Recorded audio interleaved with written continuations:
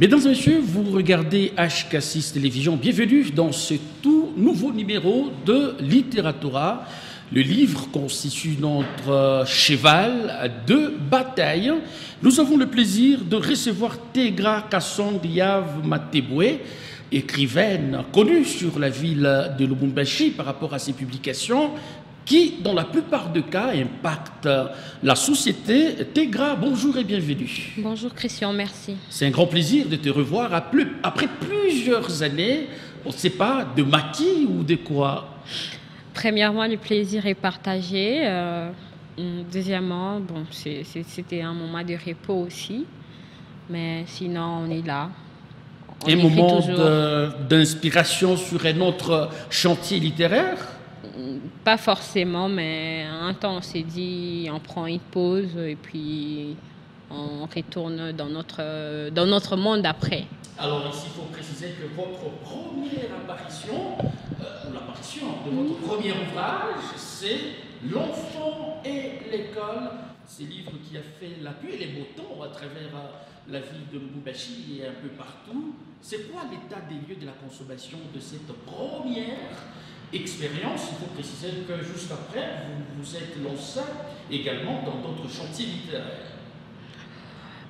L'enfant et l'école reste le livre le plus attaché à mon nom parce qu'il a beaucoup plus impacté la société.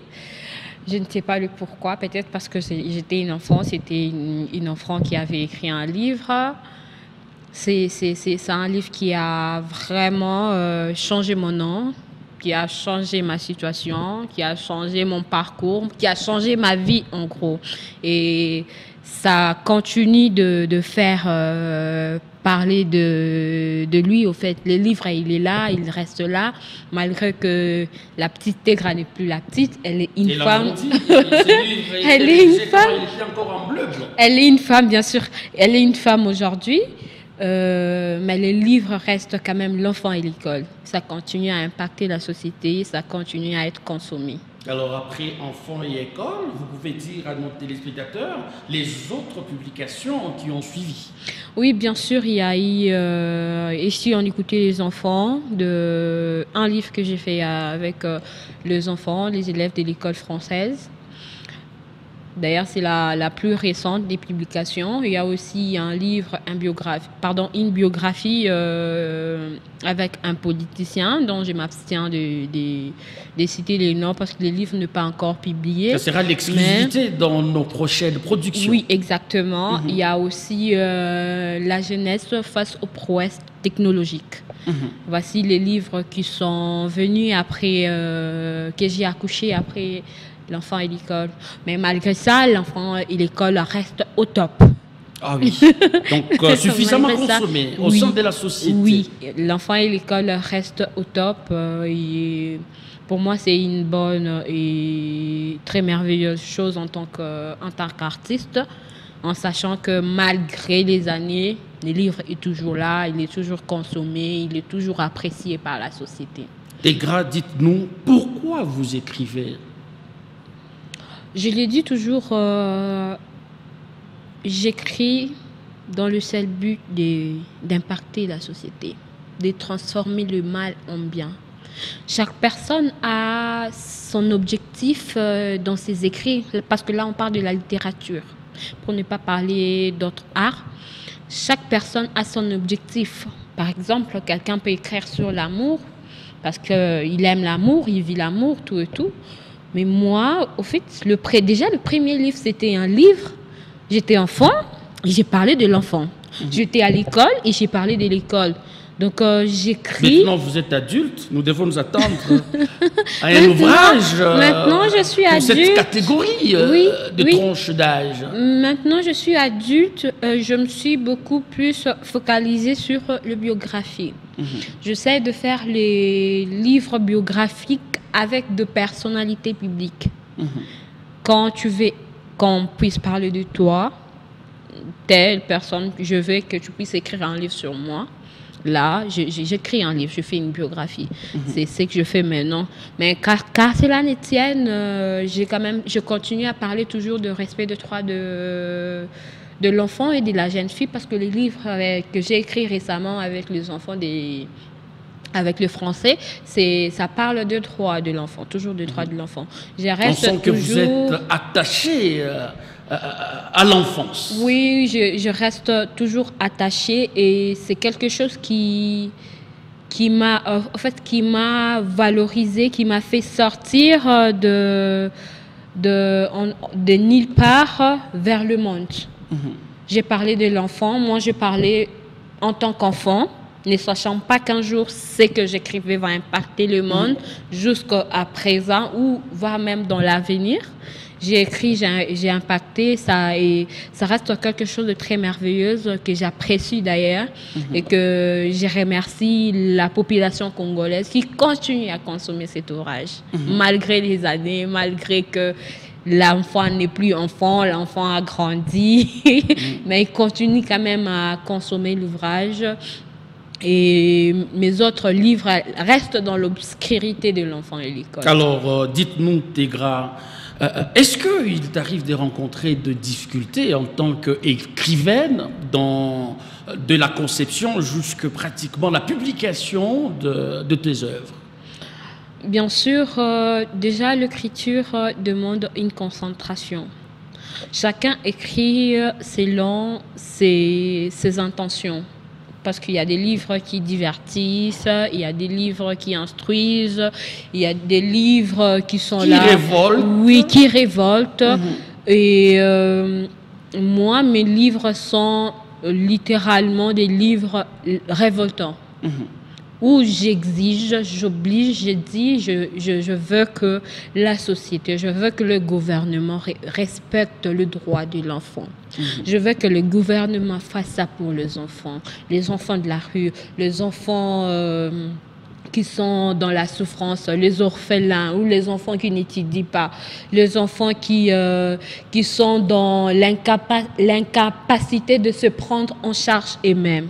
Donc je suis beaucoup plus focalisée dans ça et je crois que c'est ça même mon champ de bataille. Alors, y a-t-il eu des écrivains qui t'ont inspiré ou devant lequel tu t'es dit, voilà, j'ai eu la chance de lire tel auteur, finalement, il m'a poussé à devenir aussi impactant au sein de la société, dans le monde de la littérature? Oui, avant de répondre à cette question, parce que je n'ai pas fini à la première question. Allez-y. Pour les difficultés, c'est pas facile d'écrire, hein, c'est pas facile de publier, il faut toujours avoir le soutien. C'est trop de peine. C'est trop de peine, c'est trop de souffrance.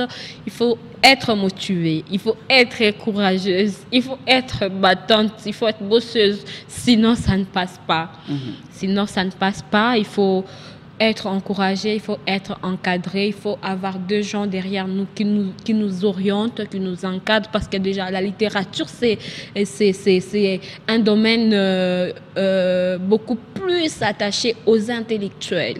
Quand on parle des écrivains, on voit des personnes intelligentes, on voit des personnes qui raisonnent au-dessus de toutes les autres personnes. Bon, ça ce n'est pas vrai, je le dis, parce que tout le monde peut écrire. Comme on dit, tout le monde peut écrire, que ce soit les femmes, que ce soit les hommes. Le cerveau n'a pas de sexe. Tout le monde peut écrire. Donc, tout le monde peut écrire, mais il faut être juste courageuse. Sinon, les difficultés, il y en a. Mais quand on a de l'ambition, quand on est objectif, quand on sait s'éclairer, on finit par atteindre ses objectifs et matérialiser ses rêves. Et je réponds à la deuxième question. Bien sûr, il y a eu deux femmes ou deux hommes. Non, ça dépend. C'est possible que les hommes puissent constituer pratiquement une motivation dans ta carrière. Oui, bien sûr. Aujourd'hui, je suis une motivation dans ma carrière d'écrivaine parce que j'ai y à travailler. Et ça n'a pas été facile, comme je viens de le dire récemment. Mais il y a des gens qui m'ont encore beaucoup plus donné le courage de me battre dans ce domaine. Il y a des femmes dont je peux parler de Simone de Beauvoir, Loin d'être féministe, je le dis, loin d'être féministe. La maternité n'était pas mon lot. Moi, je n'ai pas dit ça, je ne dis pas ça, mais c'est l'une des femmes qui m'a marquée dans la littérature. Parce que cette femme, elle s'est battue dans un monde où il n'y avait que 2 hommes. Elle s'est fait un nom dans une société où ce n'était pas facile pour une femme de se faire un nom. C'est une femme qui m'a beaucoup, beaucoup motivée à devenir ce que je suis devenue aujourd'hui et ce que je suis en train de devenir dans le futur parce que j'ai encore de l'énergie, je suis encore là. C'est une femme qui m'a vraiment motivée. Il y a Faye Kinzonzi, c'est une dame qui m'a motivée quand j'étais à l'école d'ailleurs, avec ses textes. Ça m'a beaucoup motivée, mais il y a aussi l'écrivaine Maïte Moutenke, que j'ai fréquenté, côtoyé d'ailleurs, à l'époque où il n'y avait pas d'écrivaine au Katanga. Il y avait vraiment, malheureusement, il n'est plus. Il y avait vraiment pas d'écrivaine. Elle m'a beaucoup motivée. Paix à son âme, je la rends hommage. Je profite aussi de l'émission pour la rendre hommage. Elle m'a beaucoup motivée, paix à son âme. Et grâce à elle, elle m'a fait comprendre que la femme peut impacter la société dans la littérature. La femme peut écrire. Comme le cerveau n'a pas de sexe, on peut réfléchir comme des hommes. Ce sont ces femmes-là qui m'ont poussée à travailler dur et à faire ce que je suis en train de faire. Alors, malgré que vous vous débattez encore plus pour impacter le monde littéraire, on se rend compte que l'effectif féministe est toujours en dessous de la moyenne. Qu'est-ce qui se passe? Déjà, de base, je dis je suis loin d'être féministe parce que je défends tout le monde. Que ce soit les hommes, je défends les hommes, je défends les enfants. Mais l'effectif, par rapport aux femmes, c'est minime, voire minuscule. Parce que je ne peux pas dire des choses que je ne maîtrise pas. Je parle de choses que je maîtrise. Moi, je défends les hommes, je défends les femmes, je défends tout le monde. Je n'ai pas un genre particulier que je défends dans la société, non. Je défends les gens qui sont en incapacité. Parce que moi, mon seul souci est que mes livres soient des solutions pour de problèmes dans la société, pour des problèmes sociétals, pour des problèmes dans notre pays, pour des problèmes dans notre gouvernement. C'est ça mon seul et unique souci. Donc je suis loin de me focaliser d'un seul côté, dire que je défends seulement les femmes. Non, non. Je suis loin d'être féministe. Je suis une écrivaine qui écrit selon ce qu'elle voit, selon ce qu'elle comprend de la société, afin de donner la solution. Vous parlez de quelle société, Tégra, alors que dans la plupart des cas, on estime que les Congolais ne lisent pas. Alors, ce sont les étrangers qui lisent vos œuvres ou ces dictons seraient excentrés de la réalité? Bon, on est beaucoup plus encouragé par les étrangers, ça c'est vrai. Les écrivains les Congolais ne lisent pas assez souvent. Mais cela ne nous décourage pas. C'est pas parce que les gens ne lisent pas qu'on ne peut pas écrire. Tu peux ne pas vouloir lire aujourd'hui, mais demain tu peux être forcé de lire, hein? Donc nous, on écrit et il y a toujours une partie, une certaine catégorie de gens qui lisent. Et quand ces gens lisent nos œuvres, ça impacte la société. Et quand ça impacte la société, on se dit, ah bravo, là, on a abouti à notre objectif. On a abouti à notre combat. Donc, c'est pas parce que les gens ne lisent pas, c'est pas parce qu'on dit que les Congolais ne lisent pas, non. Il y a des Congolais qui lisent. Ceux qui ne lisent pas, c'est leur problème. D'ailleurs, je fais des conférences sur ça. J'essaie de motiver des gens à lire. J'essaie de motiver des gens à avoir cette culture-là de la lecture. Les gens, ils doivent savoir que la littérature, déjà par sa définition, au-delà d'être l'ensemble des œuvres écrites ou orales, dont on reconnaît une certaine valeur esthétique. La littérature, elle est un outil indispensable pour la transformation de la communauté. Elle est un outil indispensable pour la transformation de la société. Donc, les livres ne sont pas à négliger, la lecture n'est pas à négliger. On reconnaît une personne à travers sa tête. Alors, voilà. Et très souvent, sous d'autres essieux, on sent que les écrivains vivent de leurs œuvres sans beaucoup de manœuvres. Est-ce pareil en République démocratique du Congo? Pas forcément. Ici, on n'écrit pas pour... on écrit, bien sûr.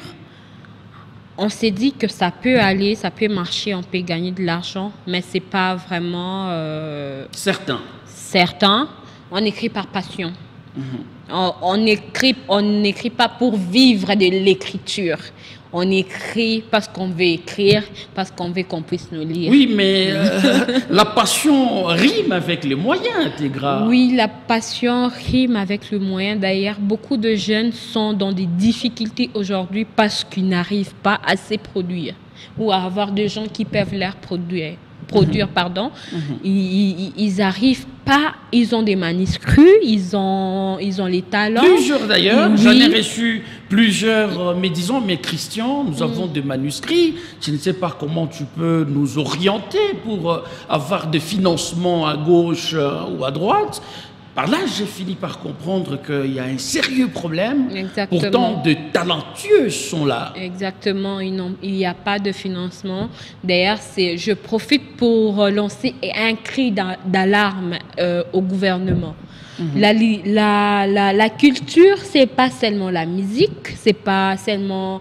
Il n'y a pas seulement le foot, il y a aussi l'art, l'écriture. On reconnaît la valeur d'un pays à travers sa littérature. Il y a de grands noms que nous connaissons aujourd'hui, des grands noms qui nous ont fait découvrir, qui ont fait que nous puissions découvrir de leur pays grâce à leurs livres. Donc, le gouvernement doit vraiment ouvrir l'œil sur ça et essayer de soutenir les écrivains, surtout le ministère de la Culture. Tout le monde n'a pas le courage de commencer seul, avec ses minimes dépenses. Tout le monde n'a pas ce courage-là. Donc, il y a certains qui veulent que vous puissiez les encourager, vous puissiez les soutenir. Alors, sans votre appui, je vois que vous êtes en train de tuer les talents, vous êtes en train de tuer des gens. Il faudrait qu'il y ait la politique d'encadrement de tous ceux il faut créer qui la ont politique. La plume entre leurs mains. Bien sûr, il faut créer la politique d'encadrement pour ces genres de personnes, pour ces nouveaux talents, parce que tout le monde n'a pas le moyen de se produire, tout le monde n'a pas... Ça coûte de produire un livre, d'avoir le numéro national, tout et tout. Ça coûte, tout le monde n'a pas le moyen, mais la majorité, certaines personnes ont du talent. Du coup, il faut les aider parce qu'ils en ont vraiment besoin. Alors dites-nous, vous optez très souvent pour quel genre littéraire dans vos publications? Je suis beaucoup plus dans les genres argumentatifs, qui a son sous-genre essai, un essai. Je suis beaucoup plus dans les essais, parce que je trouve que c'est un genre qui est plus facile à comprendre, à communiquer avec les gens. Parce que moi, je vais communiquer. Moi, je mets le problème dans les livres. Je mets les solutions dans les livres. Je me dis, c'est un genre qui me permet d'écrire facilement, de dialoguer facilement avec ces personnes, de me faire comprendre... C'est qu'il n'est pas pareil avec la poésie, de me faire comprendre facilement par la société. Ce qui n'est pas pareil avec la poésie. Je n'ai jamais fait un livre... un poème, un livre poétique. Non, peut-être dans l'avenir, je vais le faire, mais je suis beaucoup plus cadrée dans les essais. Parce que c'est un domaine que je trouve beaucoup plus facile à atteindre, avec dans mes objectifs. Quand j'écris sur le problème et je donne des solutions, je me dis, quand quelqu'un lit le problème et il voit les solutions là, ça passe facilement. Et chacun a son genre, chacun est casé dans son domaine, et moi je suis beaucoup plus casée dans les genres argumentatifs. Alors dites-nous, est-ce qu'il y a un souvenir que tu gardes depuis que tu as amorcé la carrière d'écrivain? Est-ce que tu as un souvenir presque historique qui te rendrait peut-être fier en disant, voilà, ceci est l'œuvre de mes œuvres? Un souvenir, oui, bien sûr. Je ne suis pas ingrate. Déjà, ma première publication a fait de moi la première enfant congolaise écrivaine. À l'époque. Première enfant congolaise. Écrivaine. Écrivaine. À l'époque, dans les livres de la société, dans les bibliothèques et à la Bibliothèque nationale. Parce qu'à l'époque, j'étais trop jeune, j'étais enfant. J'ai grandi devant les caméras. Je crois que certaines personnes vont me reconnaître. C'est pas aujourd'hui, comme je suis devenue une femme, que je ne suis pas la même personne. J'ai grandi devant les caméras. Certaines personnes, ils sont conscients. Et ça, c'est l'un de mes plus grands souvenirs. Et puis, à part ça, la littérature m'a tout donné. L'écriture m'a tout donné. L'écriture a fait de moi celle que je suis aujourd'hui. Elle a fait de moi, elle m'a donné un nom dans la société. Elle m'a donné une certaine position dans la société.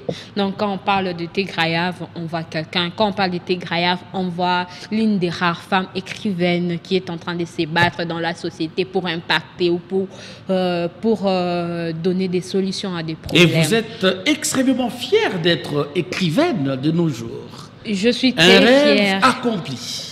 Pas un rêve, je n'ai jamais rêvé de devenir écrivaine un jour. Oh. C'est devenu comme ça.